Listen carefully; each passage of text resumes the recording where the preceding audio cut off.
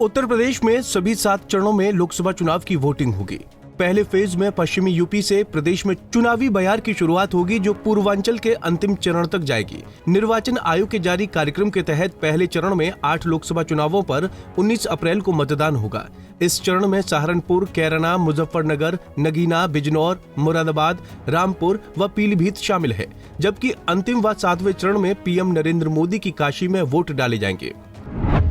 UP में कब और कितनी सीट पर मतदान?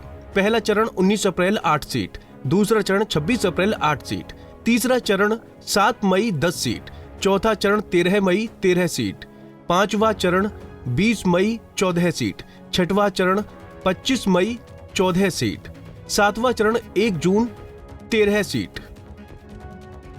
यूपी की राजधानी लखनऊ और अवध क्षेत्र की सीटों पर चौथे और 5वें चरण में वोटिंग का शेड्यूल निर्वाचन आयोग ने जारी किया। 5वें चरण में गांधी परिवार की परंपरागत सीट रायबरेली और अमेठी में वोट डाले जाएंगे। उत्तर प्रदेश में चरणवार लोकसभा सीट।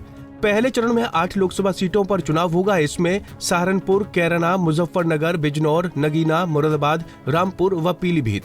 दूसरे चरण में भी 8 लोकसभा सीटों पर ही मतदान है।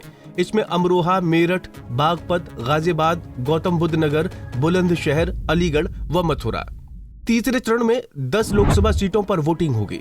संभल, हाथरस, आगरा, फतेहपुर सीकरी, फिरोजाबाद, मैनपुरी, एटा, बदायूं, आंवला व बरेली। चौथे चरण में 13 लोकसभा सीटों पर चुनाव होगा। शाहजहांपुर, लखीमपुर खीरी, देरहा, सीतापुर, हरदोई, मिश्रिख, उन्नाव, फर्रुखाबाद, इटावा, कन्नौज, कानपुर, अकबरपुर व बहराइच। 5वें चरण में 14 लोकसभा सीटों पर वोटिंग होगी। मोहनलालगंज, लखनऊ, रायबरेली, अमेठी, जालौन, झांसी, हमीरपुर, बांदा, फतेहपुर, कौशाम्बी, बाराबंकी, फैजाबाद, कैसरगंज व गोंडा। 6वें चरण में 14 लोकसभा सीटों पर चुनाव होना है। सुल्तानपुर, प्रतापगढ़, फूलपुर, इलाहाबाद, अम्बेडकर नगर, श्रावस्ती, डुमरियागंज, बस्ती, संत कबीर नगर, लालगंज, आजमगढ़, जौनपुर, मछली शहर व भदोही। 7वें चरण और अंतिम चरण में 14 लोकसभा सीटों पर मतदान कराया जाएगा।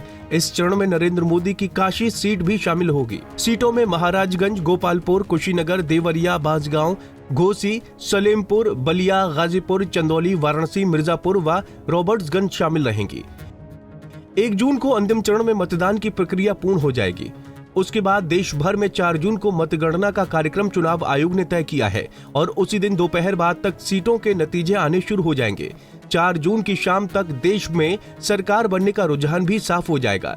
Bureau report, Punjab Kesari TV. हमसे जुड़े रहने के लिए हमारे YouTube चैनल को सब्सक्राइब करें और नई वीडियो की नोटिफिकेशन के लिए बेल आइकॉन को दबाएं।